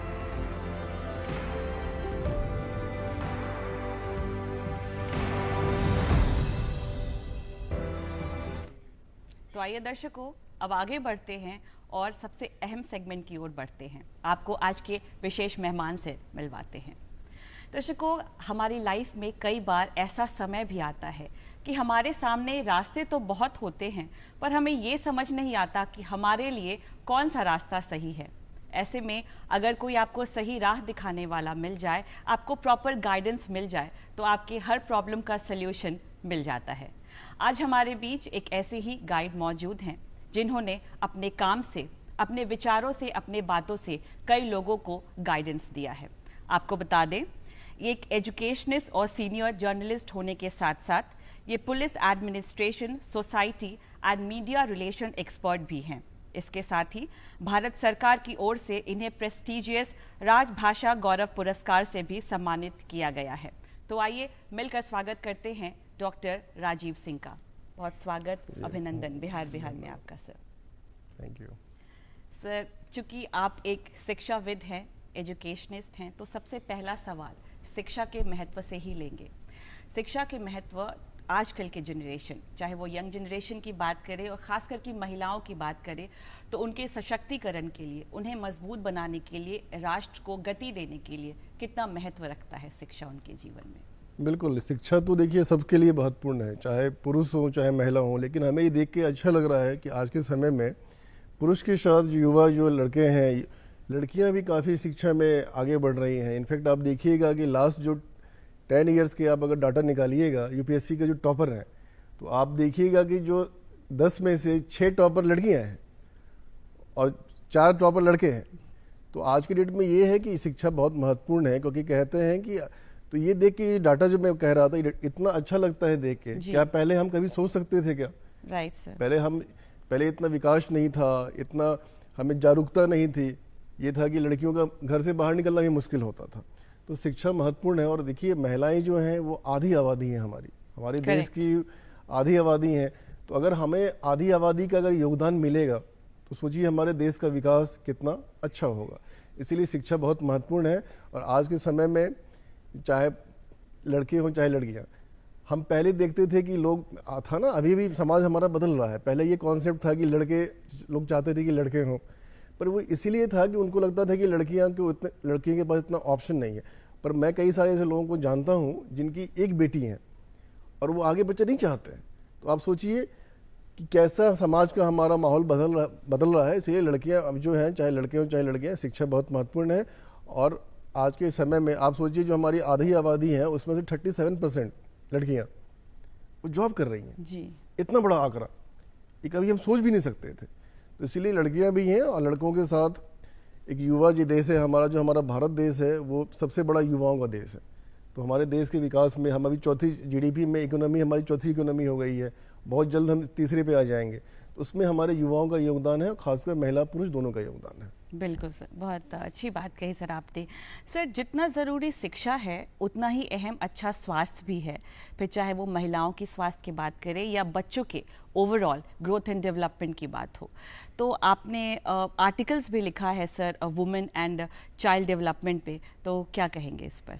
बिल्कुल, मैं कहता हूँ, देखिए हम सभी चीज़ों को नोटिस करते हैं, लेकिन आज के समय में जो हमारा जो हेल्थ है उस पर हम ध्यान नहीं देते हैं। और आजकल आप न्यूज़ हम लोग पढ़ते हैं, ये देख के बहुत बुरा लगता है कि आजकल, पहले जब हम लोग छोटे थे तो अभी आप न्यूज़ में आते थे किसी को हार्ट अटैक हुआ तो हम लोग ये मान के चलते थे कि वो 50+ या 60+ होंगे, लेकिन आज की डेट में देखिए हार्ट अटैक छोटे बच्चों को आ रहा है। इसका मतलब ये है कि वो हेल्थ पे ध्यान नहीं रखते हैं। तो अगर आप स्वस्थ रहोगे, अगर हम स्वस्थ हैं तभी तो आगे बढ़ पाएंगे, और जो जितना देश स्वस्थ रहेगा वो उतना विकास करेगा। और स्वस्थ रहने के लिए सिर्फ ये जिम्मेदारी सरकार की नहीं है, ये जिम्मेदारी समाज की है, हमारी है। तो स्वस्थ रहने के लिए ज़्यादा कुछ नहीं करना है, क्योंकि आजकल जो हमारा प्रभाव हो गया है, हम लोग आजकल थोड़ा सा वेस्टर्न प्रभाव में ज़्यादा है। वेस्टर्न प्रभाव गलत नहीं है, मैंने कहा कि हमें सब चीज़ें लेनी है, लेकिन हमें ये मालूम है कि क्या अच्छा है क्या बुरा है। तो हमें अच्छा लेना है, बुरा को छोड़ देना है। तो आजकल जो लाइफ स्टाइल है उस पर हमें बहुत ध्यान देना है। ज़्यादा मैं कहता हूँ, जैसे मैं हूँ, मैं आपको फिट लग रहा हूँ, हेल्दी लग रहा हूँ, तो मैं ज़्यादा कुछ नहीं करता हूँ। आपको बस सुबह उठना है और फ्रेश होने के बाद आप थोड़ा सा, आप जिसमें भी आप बिलीव करते हो, जो चीज़ आपको पसंद है, थोड़ा सा वर्कआउट करो, खान पान पे ध्यान दो। थोड़ा ये सब जो आजकल ये सब होता है ना, थोड़ा सा बाहर के खाना कम खाइए, घर में थोड़ा सा नमक का यूज़ कम करिए, ऑयल का यूज़ कम करिए। तो ये बच्चों के साथ जो आजकल पेरेंट्स हैं जी, क्योंकि बच्चे तो बच्चे हैं, उनको तो पता नहीं है, तो आप जैसे पेरेंटिंग करोगे वैसे बच्चे उस चीज़ को अडॉप्ट करेंगे। इसीलिए हमें घर से शुरू करना है। और हम, आपने कहा कि महिला, ये पुरुष का तो योगदान है, महिलाओं का भी ज़्यादा है, क्योंकि मैं कहता हूँ कि एक पुरुष पढ़ता है तो खुद के लिए पढ़ता है, लेकिन जब एक महिला पढ़ती है तो पूरे परिवार के लिए करती है, पूरे घर को वो करती है। तो इसलिए हेल्थ बहुत महत्वपूर्ण है, हमें स्वास्थ्य पे ध्यान देना है, क्योंकि अगर आप स्वस्थ रहेंगे तभी आप आगे कुछ कर पाएंगे। बिल्कुल सर। आजकल इतने सारे करियर ऑप्शंस हो गए हैं कि कई बार बच्चे समझ नहीं पाते कि उनके लिए क्या सही है, उन्हें किस डायरेक्शन में आगे जाना है। और वो एक ऐसा समय होता है चुनने का अपना करियर, वो बहुत अहम होता है, क्योंकि उसी पर उनका आगे का फ्यूचर जो है वो डिसाइड करता है। ऐसे में उन्हें मोटिवेशन कैसे दिया जाए? कि आज के समय इतने सारे करियर ऑप्शन हैं, तो सब चीज़ का प्लस होता है, माइनस होता है। पहले एक लिमिटेड करियर ऑप्शन था कि हमें ये करना है, ये करना है। आज के डेट में इतने सारे ब्रॉड हैं, बहुत सारी चीज़ें हैं, लेकिन ये है कि हमें फोकस रहना है। बिल्कुल। वो कहते हैं ना कि इतने सारी चीज़ें दिखती, दूर से काफ़ी अच्छी दिखती हैं, राइट। कहते हैं ना, दूर का ढोल सुहावना होता है। पर आज के डेट में हमें ये बहुत अलर्ट रहना है। तो उसमें हमें ये करना है कि आपका इंटरेस्ट क्या है। देखिए, हर बच्चों का, जब डेवलपमेंट जब होता है बच्चों का, तो उनका अपना अपना अलग इंटरेस्ट होता है। आप देखते होंगे किसी बच्चे का गाने में, खेलने में इंटरेस्ट है, किसी के गाने में इंटरेस्ट है, अलग अलग इंटरेस्ट है। तो बच्चे जब धीरे धीरे बड़े होते हैं तो उनके अपने अंदर भी इंटरेस्ट जगता है। तो मेरा तो ये एडवाइस रहेगा युवाओं को कि, और पेरेंट्स को भी, युवाओं को, कि जो बच्चे करना चाहते हैं आप उनको ऑब्जर्व करो बचपन से कि उनका इंटरेस्ट किस चीज़ में है, राइट। सिर्फ अपने सेटिस्फैक्शन के लिए। और आजकल इस डेट में सबसे बड़ी प्रॉब्लम क्या हो गई है ना, कि हम दिखावा में ज़्यादा पड़ गए, समाज क्या कहेगा, लोग क्या कहेंगे, ये सबसे बड़ी बीमारी है। मैं अक्सर अपने लेक्चर्स में कहता हूँ, ये चीज़ को कट कर दो अपने लाइफ से कि लोग क्या कहेंगे। ये है कि आप क्या आपको क्या अच्छा लगता है, आपका बच्चे को क्या अच्छा लगता है, तो उसको, जो बच्चे को लगे, आपको ये करना है कि बच्चे को खुद भी और पेरेंट्स को भी उसकी कैपेबिलिटी, कि क्या उसकी कैपेबिलिटी सबकी पता होती है, हम ऑब्जर्व कर लेते हैं उसकी क्या कैपेबिलिटी है, उसका क्या इंटरेस्ट है, उसको क्या करना है, तो उसको करने देना चाहिए। और बच्चों को भी सबसे पहला इंटरेस्ट, किसी को इंजीनियरिंग में है, किसी को डॉक्टर बनना है, किसी को जर्नलिस्ट बनना है, किसी को अलग अलग इंटरेस्ट है, तो इंटरेस्ट का काम करना चाहिए। पर एक मैं एडवाइस अपने एक्सपीरियंस से दूंगा कि बचपन से मेरा इंटरेस्ट था कि मैं ब्यूरोक्रेट्स बनूं, तो मैं सिर्फ एग्ज़ाम्स दिया करता था, यूपीएससी, बीपीएससी, अलग अलग जो एग्ज़ाम दिया करता था। तो फिर मुझे ऐसा लगा कि मैं लकी हूं कि मैं, जब मेरी एज ख़त्म हो गई तो मुझे लगा अब क्या करना है। उसके बाद मैंने फिर मीडिया में पीएचडी किया और मैं इधर आया, लेकिन मैं लेट हो गया था। करियर इज़ लाइक अ समुद्र, राइट सर। अगर आप बीच में जाओगे तो ऐसा नहीं है कि मुझे लगता है कि मैं चंद किस्मत वाला था कि मैं उस समुद्र में डूबा नहीं।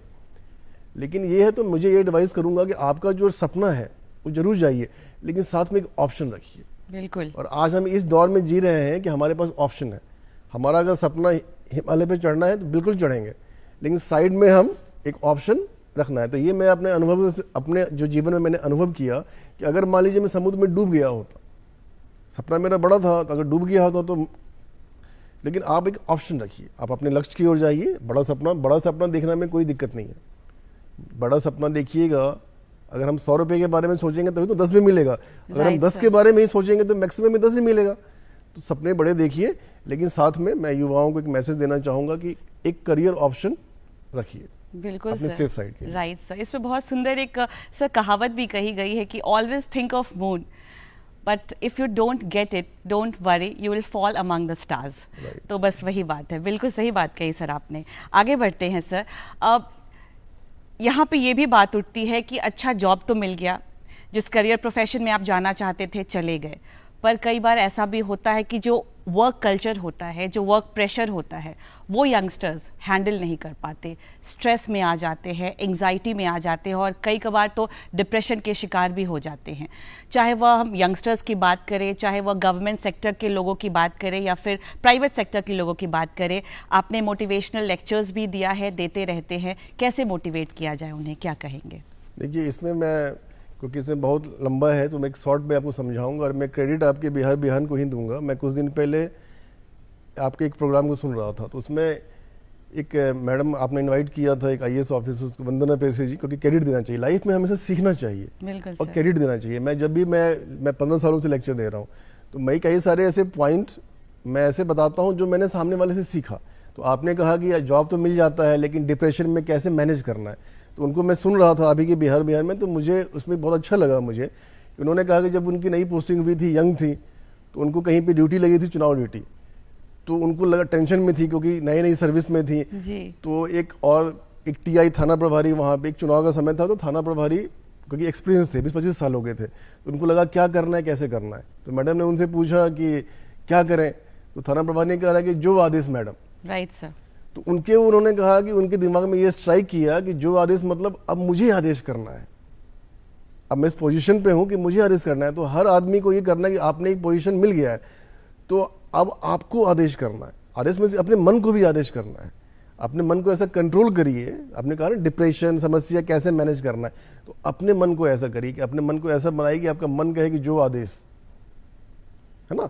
इसीलिए आपने तो ये चीज, और ये जो तुरंत नहीं होगा। मैं 15 सालों से मोटिवेशन लेक्चर दे रहा हूं, तो ऐसा नहीं है कि मैंने अपने आप पे 100% कंट्रोल कर लिया, ये धीरे धीरे होगा। तो आपको यही करना है कि आपने अच्छा जॉब कर लिया है, सब कुछ कर लिया है, अपने मन को ऐसा बनाइए, कंट्रोल करिए कि आपको मन कंट्रोल ना करे, आप मन को कंट्रोल करिए।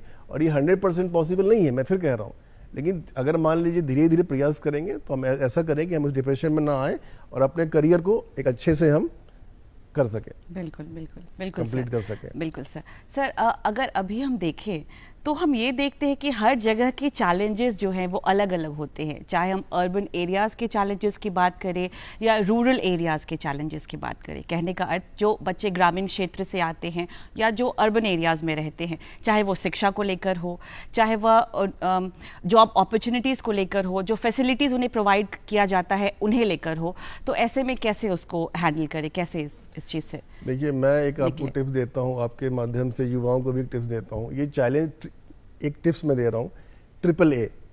इस AAA से आप सभी चैलेंज को सॉल्व कर सकते हैं। मैं हमेशा 15 सालों से जिस टॉपिक पे लेक्चर में बताता हूँ, मैं AAA is like a first A is आवाज़, योर वॉइस, आप क्या बोलते हैं, कैसे बोलते हैं। सेकेंड ए इज अंदाज एंड थर्ड इज अल्फाज, योर वर्ड्स। अगर मान लीजिए कि हम किसी के बारे में, कई बार अपने हम लाइफ में देखते हैं कि किसी का मन करता है कि तुरंत काम कर दें, किसी का मन करता है काम नहीं करें, तो कैसे होता है? हम उसके, क्योंकि इस AAA से उसको हम जज करते हैं। आप देखो अल्फाज, जैसे इसमें अल्फाज है, कितना इंपॉर्टेंट है। अल्फाज मीन्स वर्ड्स। एक वर्ड पे एक महाभारत क्यों हो गया था? एक गलत वर्ड हो गया, अंधे का पुत्र अंधा। बिल्कुल। आप सोचो, सिर्फ एक अल्फाज से इतने सारे लोग मारे गए। तो आपको इस 3 चीज़ पे काम करना है। आपके माध्यम से मैं आपके दर्शकों को, चाहे युवा हों, चाहे हर वर्ग के लोगों को मैं कहना कि AAA पे ध्यान रखो, क्योंकि आप जो जज किए जाओगे, आपकी जो सफलता होगी AAA पे ही, आपकी आवाज़ पे, आप क्या बोलते हो, कैसे बोलते हो। मान लीजिए मुझे बहुत ज्ञान है और मैं बोल ही नहीं पा रहा हूँ, उस आवाज़ का कोई मतलब नहीं है।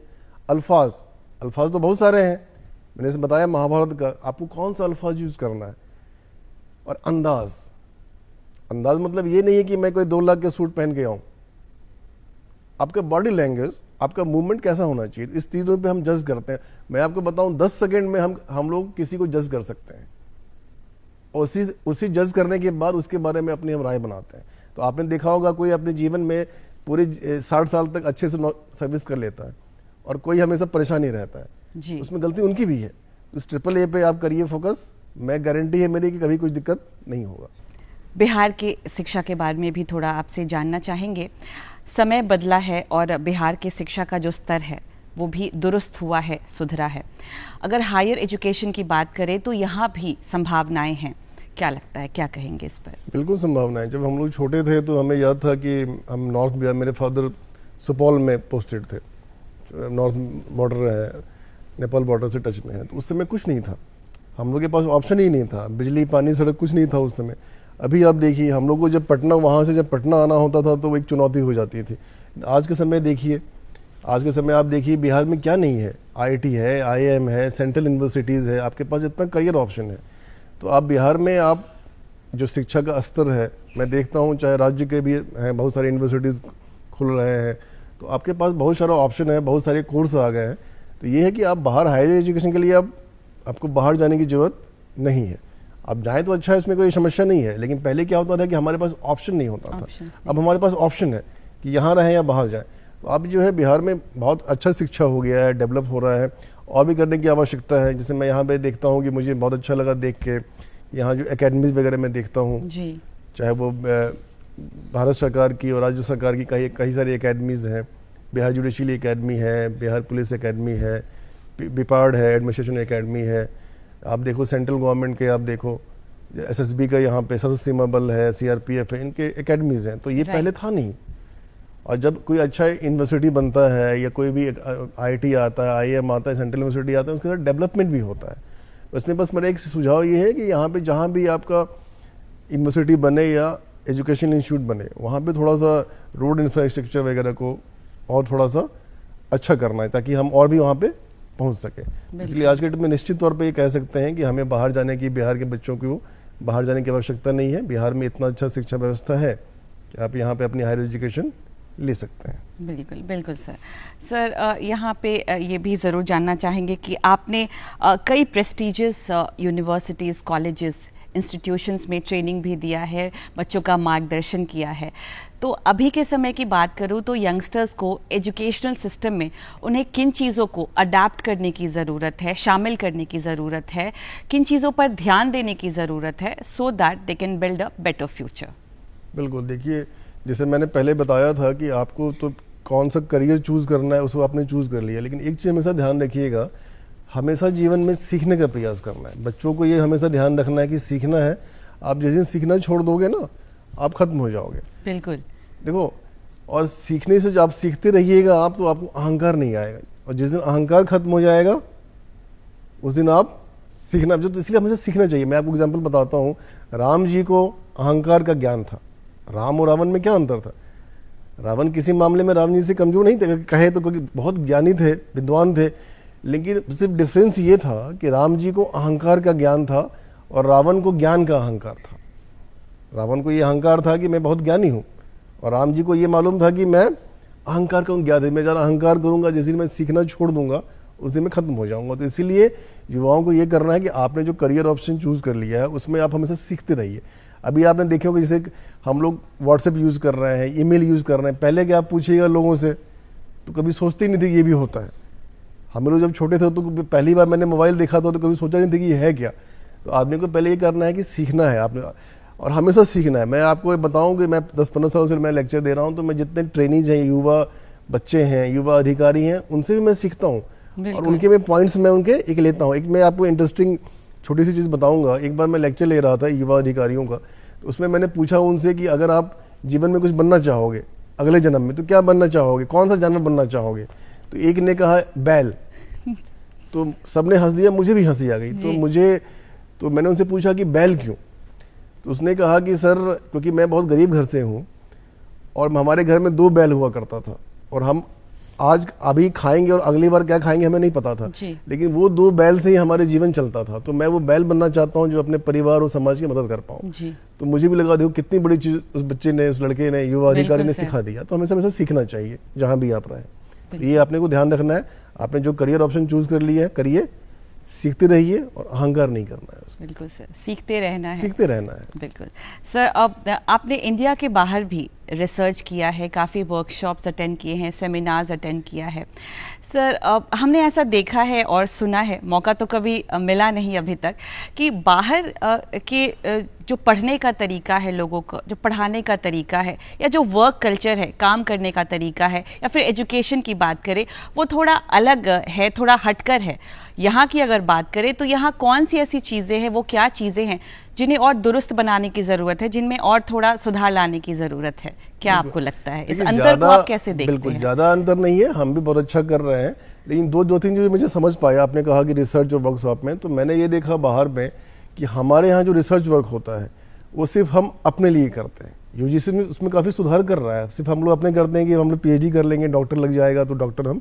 लेकिन बाहर की जो रिसर्च मैंने देखा उसमें कि उनका जो रिसर्च होता है उसमें वो रिसर्च उनके देश के डेवलपमेंट में के लिए काम आता है। उनका जो रिसर्च वर्क है उसको जो है उसकी एक जो टीम होती है वो उसको स्टडी करते हैं और देश का विकास कैसे हो उसमें उस रिसर्च वर्क को काम में लाया जाता है। तो ये डिफरेंस है। और तो मैं कहूँगा कि हमारा भारत किसी मामले में पीछे नहीं है। बिल्कुल। बस थोड़ा बहुत जो मैं डिफरेंस देख रहा हूँ कि बस ये है कि हमें और भी थोड़ा सा काम हो रहा है, अच्छा काम हो रहा है। थोड़ा रिसर्च वर्क में हमें ऐसे करना है जो हमारे लिए तो यूज़फुल हो ही, समाज के लिए भी यूज़फुल हो और देश के लिए भी यूज़फुल हो। तो हमें बस ऐसा काम करना है और हमें खुद से भी, हर रिसर्चर को मैं ये कहना चाहूँगा कि हमें ऐसा काम करना है, हमें ये शुरू से, जब जिस दिन से हम रिसर्च शुरू करें उस दिन से हमें ये करना है कि ये रिसर्च हमारे लिए तो बेनिफिशियल हो ही, हमारे लिए यूज़फुल हो ही, उसके साथ समाज के लिए भी हो और देश के लिए भी हो। बिल्कुल सर। अब आपकी जर्नी के बारे में भी जानना चाहेंगे, अपनी लाइफ जर्नी के बारे में कुछ बताएं, यहाँ तक के पहुँचने का सफ़र कैसा रहा, कुछ बताएं दर्शकों। बिल्कुल। अभी मेरी जो शिक्षा शुरुआत से बिहार में ही हुई थी। 10th मैंने बिहार बोर्ड से ही किया है। फिर 10th के बाद मैं इंदौर चला गया था, मध्य प्रदेश में। इंदौर से मेरी 12th और कॉलेज मेरी इंदौर से हुई थी। और उसके बाद मैं मास्टर ऑफ जर्नलिज्म मेरी दिल्ली से हुई। और फिर मैं PhD करने के लिए भोपाल फिर से गया और वहाँ पे मैंने PhD किया। तो लाइफ की जर्नी यही शुरुआत में ऐसे रही, जैसे मैंने बताया था आपको कि कंपटीशन की मैं तैयारी करता था। फिर उसमें मैं फेल हुआ, तो फिर फेल होने के बाद लगा लाइफ में कुछ करना है, तो फिर मैंने PhD किया। मैं एकेडमिक में आया, पहले मैं फिर पत्रकारिता में आया। फिर काफ़ी समय तक 10 सालों तक मैंने मीडिया में मैंने एज ए जर्नलिस्ट काम किया। उसके बाद में मैं एकेडमिक में आ गया और MP गवर्नमेंट में एक यूनिवर्सिटी में मैं एज ए एडवाइज़र में वहाँ पे जॉब था। कोरोना के बाद, क्योंकि लाइफ में कोरोना ने हमारी लाइफ को बदल दिया, तो कोरोना के बाद मैं बिहार आया। तो ऐसा हुआ कि 25 सालों के बाद ऐसा हुआ कि अपने लोगों के बीच रहने का मौका मिला कोरोना के बाद। तो उस समय मेरे को दिमाग में स्ट्राइक किया मुझे कि अपना घर, वो जो फीलिंग होती है कि अपने लोग, अपना घर, उस समय से मैं सोच रहा था कि नहीं अब बिहार आना है वापस। तो मैं फिर योजना बना के फिर मैं बिहार आया मैं। और इसके बाद फिर मैं, जैसा कि आपने बताया कि पुरस्कार का, तो मैं हमेशा एक एडवाइस और देना चाहूँगा आपके माध्यम से आपके दर्शकों को जी, कि लाइफ में हमेशा अच्छे दोस्त बनाइए। आपकी सफलता या असफलता आपके दोस्तों पे निर्भर करती है। एब्सोल्युटली।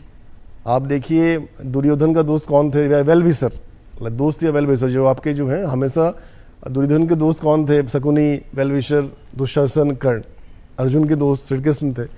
तो लाइफ में हमेशा अच्छे दोस्त बनाइए आपके। मैं अपने दोस्तों को, परिवार को तो है ही, लेकिन मेरे जीवन में थोड़ी जो सफलता मिली है मैं अपने वो क्रेडिट अपने दोस्तों को दूंगा मैं। क्योंकि हमेशा, क्योंकि अच्छे दोस्त अगर आपके जीवन में रहेंगे तो इसलिए हमेशा प्रयास करिए अच्छे दोस्त बनाइए। मैं जैसे आपको एक उदाहरण देना चाहूँगा, जैसे आपने एक जिक्र किया मेरी पुस्तक का। मेरी पहली पुस्तक थी, उसको भारत सरकार का सर्वोच्च पुरस्कार मिला राजभाषा के क्षेत्र में, राजभाषा गौरव पुरस्कार।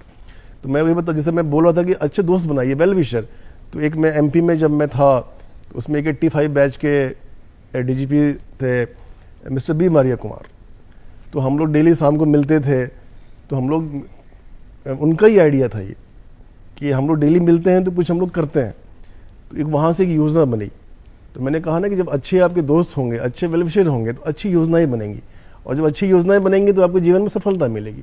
तो वहाँ ये योजना बनेगी, हम लोग डेली मिलते हैं तो अपने लिए, सोसाइटी के लिए कुछ करते हैं।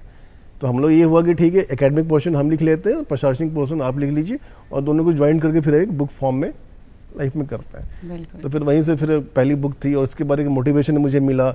अब पहली बुक को राष्ट्रीय पुरस्कार मिलने के बाद सर, मेरा अगला सवाल भी जो है सर वो इसी पर आधारित है। सर, आप एक जर्नलिस्ट भी हैं, आपके आए दिन कई कॉलम्स छपते हैं, न्यूज़पेपर में पब्लिश होते हैं, आपने कई किताबें भी लिखी हैं जिसके लिए आपको राष्ट्रीय राजभाषा पुरस्कार से भी, गौरव पुरस्कार से भी सम्मानित किया गया है। अपने उस अनुभव के बारे में भी ज़रूर कुछ बताएं। मैं वही कहा ना कि आपको बुक, आपने, हम या आप जो हैं आज के बाद, क्योंकि एक एज लिमिट है, लेकिन हमें ये हमेशा ये प्रयास करना चाहिए कि अपने हम समाज को कुछ दे के जाएं। तो हमारा जो अनुभव है, हम क्या करते हैं कि मैं अपने हमेशा कई सारे, मैं जो मेरे सीनियर लोग हैं उनको मैं कोई एडवाइस तो नहीं करता, लेकिन हमें रिक्वेस्ट करता हूँ कि आपने इतना अच्छा काम किया है, आप उसको एक बुक फॉर्म में, किसी भी फॉर्म में आप समाज को दे के जाइए, पॉजिटिव चीज़ करिए। देखिए, मैंने कहा ना कि हमारे समाज में नेगेटिव चीज़ें भी है और पॉजिटिव चीज़ें भी है। ये हम पे डिपेंड करता है कि हम क्या लेते हैं, क्या पॉजिटिव। हमारे पास मोबाइल, मान लीजिए हम आज के डेट में हमारे हाथ में मोबाइल है, मोबाइल से हम कैसे यूज़ करते हैं इस पर हमें डिपेंड करता है। तो समाज में सब कुछ है, सकारात्मक चीज़ भी है, नकारात्मक चीज़ भी है, हम पे डिपेंड करता है कि हम उसमें क्या चीज़ करते हैं। तो मैं हमेशा ये कहता हूँ कि हर व्यक्ति को, सिर्फ ऐसा नहीं कि आप बुक ही लिखो, जहाँ भी आप हैं वहाँ एक पॉजिटिव काम करने का प्रयास करना चाहिए। बिल्कुल। देखिए, पॉजिटिविटी से कुछ भी चेंज हो सकता है, आपका जीवन चेंज हो सकता है, आपका देश चेंज हो सकता है, आपका समाज चेंज हो सकता है, आपका परिवार चेंज हो सकता है। बिल्कुल। हमेशा पॉजिटिव रहिए। समस्या किसके जीवन में नहीं है? क्या कोई भी चाहता है, हमें आप चाहते हैं कि हमें दुख हो, समस्या हो? कोई नहीं चाहता है। एक समस्या आती है, प्रॉब्लम आती है, हमें उसको सामना करना है। तो जिसने, देखिए, सपने अगर देखना हो तो चाहे तो नींद छोड़नी पड़ेगी, चाहे तो नींद का त्याग करिए, चाहे सपने का त्याग करिए। तो मैं वही कह रहा हूँ कि चैलेंजेस हैं, आपको उसमें आगे बढ़ना है, पॉजिटिव रहिए। बिल्कुल सर, हमारी सोच ही हमारे व्यक्तित्व का निर्माण करती है। बिल्कुल सर, सही बात कही आपने सर।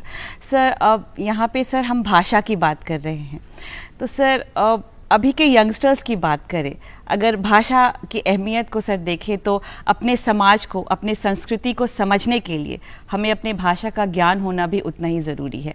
कितना अहम हो जाता है आजकल के यंगस्टर्स को अपनी भाषा को रिस्पेक्ट करना, उन्हें समझना, उससे जुड़े रहना, क्या लगता है आपको? भाषा बहुत महत्वपूर्ण है। आज के डेट में जो हम देख रहे हैं कि जो पूरे देश, वर्ल्ड में वार जो हो रहा है, रशिया यूक्रेन वार या कई इसराइल, ये सब आप देखिए, जब उसके आप मूल में जाइएगा तो उसका कारण क्या है? अपना कल्चर, अपनी संस्कृति, अपनी भाषा। भाषा बहुत महत्वपूर्ण है। किसी भी देश का आप देखिए, जापान है, इजराइल कितना छोटा देश है, लेकिन वो डेवलप इतना इसलिए डेवलप है कि अपने वो भाषा पे बहुत ध्यान देते हैं। तो मेरा ऐसा नहीं है कि हमें जैसे अंग्रेजी भाषा, या हमारे देश में, हमारे तो जो देश है भाषाओं में कितनी विविधताएं हैं, बहुत सारे हमारे यहाँ तमिल है, तेलुगु है, इतने सारे लैंग्वेज है। कुछ विवादित चीज़ें सुनते उसमें हमें नहीं पढ़ना है, हमें हर भाषा का सम्मान करना है। ऐसा नहीं कि सिर्फ हिंदी है, लेकिन ये है कि चूंकि ये हिंदी प्रचलन की भाषा है। आप देखिए, आज़ादी के समय हमारी भाषा सब, जैसे मान लीजिए महात्मा गांधी थे, वो गुजरात से थे, उनकी भाषा गुजराती थी। सुभाष चंद्र बोस बंगाल से थे, जो अपने तो रामाजी गोपालाचारी जी वो तमिलनाडु से, तमिल उनकी भाषा थी। लेकिन सब लोगों ने ये प्रयास किया कि चूंकि हिंदी व्यापक भाषा है, तो हम अगर कुछ क्रांति करेंगे, हमें आज़ादी चाहिए, तो एक भाषा तो हमें आनी चाहिए कि हम बैठ के मीटिंग करें। जैसे तो हर भाषा का सम्मान करना है। भाषा बहुत महत्वपूर्ण है, हर भाषा का सम्मान होना चाहिए, और उस भाषा के माध्यम से हम देश का विकास में योगदान कर सकते हैं। राइट सर, बिल्कुल सही कहा सर आपने। सर, आप औरों को मोटिवेशन देते हैं, अगर आपसे जानना चाहूँ तो आपको मोटिवेटेड क्या रखता है? आपको प्रेरणा कहाँ से मिलती है लाइफ में आगे बढ़ते रहने की निरंतर? मुझे प्रेरणा ये मिलती है, जैसे मैंने कहा कि मैं इसको फिर से सीखने की प्रवृत्ति मैं हमेशा सीखने का प्रयास करता हूँ। अगर मैं कहीं, चाहे रिक्शा वाला हो, चाहे चाय वाला हो, चाहे बहुत प्रोफेसर हो, चाहे बहुत बड़े विकेट्स हो, हमेशा लाइफ में सीखने की प्रवृत्ति रखिए। तो वो मुझे हमेशा मोटिवेट करता है। जैसे मैंने आपको उदाहरण से कहा कि मैं आपके आने से पहले मैं कुछ एपिसोड देख रहा था, अच्छी चीज़ें मुझे मिली, उसको मैंने किया और क्रेडिट दिया, और हमेशा क्रेडिट दीजिए। लाइफ में सीखिए, आप समाज में क्या हो रहा है, तो अगर आप सिर्फ सीखिएगा तो सर्वाइव करिएगा। आप देखिए, मैं आपको बताता हूँ, अमिताभ बच्चन 58 में वो उनके पास कर्जा हो गया था, लेकिन उन्होंने खुद को मोटिवेट करके, तो मैं भी मुझे जो प्रेरणा मिलती है, घर परिवार दोस्त तो हैं ही, जैसे मैंने कहा कि अच्छे दोस्त बनाइए, बड़ा सपना देखिए सब। और ऐसा नहीं कि सपना देख के सो जाना है, सपना देख के काम करिए। आप जिस भी आप धर्म को, पंथ को, आस्था में आपको यकीन है उस पर आप छोड़ दीजिए, क्योंकि देखिए सफलता हमारे हाथ में नहीं है, हमारे हाथ में काम करना है। तो मुझे जो हमेशा चीज़ें मोटिवेट करती हैं ये कि सीखने की प्रवृत्ति, डाउन टू अर्थ रहिए। आप अपने व्यक्तित्व को ऐसा बनाइए कि सामने वाले को पता ही नहीं चले कि आप क्या करते हैं। तो इस चीज़ से जो है ना, इससे आपको बड़ा बनाता है ये चीज़। अपने आप को कभी जो है आप ऐसा रहिए जो आप सहज, सामने वाले लोग सहज रहें, आपके बारे में पता ही नहीं चले कि सामने वाले हैं कि आप क्या करते हैं। तो मेरा वही कहना है कि आपको अगर जीवन में करना है, मैं खुद भी जो हूँ, मैं जैसे थोड़ा सा धार्मिक प्रवृत्ति बचपन से मैं हूँ, तो जैसे मैंने कहा कि स्वास्थ्य पे से शुरू में बात हुई थी, तो शुरू में थोड़ा सा आपको जो भी इंटरेस्ट आए, सुबह उठ के थोड़ा सा फिजिकल एक्टिविटी करिए, थोड़ा सा भजन सुनिए, किसी भी संस्था से जुड़िए। मैंने कहा, फिर से मैं कह रहा हूँ, आपको जिस धर्म में आस्था हो, जिस संस्था में आस्था हो, कहीं जुड़िए। उससे आप देखिएगा कि आप अपने व्यक्तित्व में अलग, आपको लगेगा कि अलग आनंद आएगा जीवन में, और वो आपको मोटिवेट करेंगी। तो आपको जी अच्छी चीज़ें पढ़नी है, मोबाइल ही देखिए तो अच्छी चीज़ें पढ़नी है, उसमें गाना सुनिए। एक कहते हैं ना कि संगीत के बिना, एक हमारे शास्त्रों में लिखा हुआ है कि संगीत के बिना आदमी प्राणी के समान है, मतलब जानवर के समान है। तो संगीत सुनिए, किताब पढ़िए, मोटिवेट चीज़ पढ़िए। तो ये चीज़ मुझे भी उचित करती है। तो हमेशा अपने आप को, और हमेशा अपने आप को व्यस्त रखिए। खाली दिमाग शैतान का होता है। सही सर। आप देखते हैं इतना जो आत्महत्या का रेशियो बढ़ गया है, क्यों बढ़ा है? तो इसीलिए अपने आप को मोटिवेट करना है, हमेशा सीखते रहना है। बिल्कुल सर, जाते जाते संक्षेप में जानना चाहेंगे हमारे व्यूवर्स को, हमारे यंगस्टर्स को क्या मैसेज देना चाहेंगे, क्या कहना चाहेंगे? मैं ये कहना चाहूँगा कि अपने बड़ा सपना देखिए। तो कुछ शॉर्ट में पॉइंट्स, सबसे पहले कि बड़ा सपना देखिए। सपने में कोई देखने में टैक्स नहीं लगता है। हमेशा सोचिए कि बड़ा करना है, पॉजिटिव रहिए, अपने आप को व्यस्त रखिए, समाज की भलाई करिए, और अपने ये हमेशा ये इस बात का प्रयास करिए कि हमें अपना तो ध्यान रखना ही है, हमें समाज का भी ध्यान रखना है, अपने देश का भी ध्यान रखना है, और इस तरह से आगे बढ़ते रहिए तो जीवन में सफलता मिलेगी और कभी कोई तनाव नहीं होगा। बिल्कुल सर, आपकी इन बातों से मुझे पूरी उम्मीद है हमारे दर्शकों को, हम सबको मोटिवेशन मिला। आप कार्यक्रम में आए, आप हमसे जुड़े, आपका बहुत बहुत धन्यवाद सर। धन्यवाद। तो दर्शकों, उम्मीद है आज का ये कार्यक्रम आपको ज़रूर पसंद आया होगा, पर उसके लिए आपके फीडबैक्स जानना उतना ही ज़रूरी है। इसके लिए हमें ख़त ज़रूर लिखें। हमारा पता नोट करें: निदेशक डीडी बिहार, दूरदर्शन केंद्र पटना, फ्रेजर रोड पटना 800001। आप हमें ईमेल भी कर सकते हैं। हमारा ईमेल आईडी है directorddkpatna@gmail.com। इसी के साथ मुझे इजाज़त दीजिए। कल फिर आपसे मुलाकात होगी एक नए मेहमान के साथ, एक नए विषय के साथ। तब तक अपना ख्याल रखिए, अपनों का ख्याल रखिए। Thank you for joining. Have a good day ahead. नमस्कार।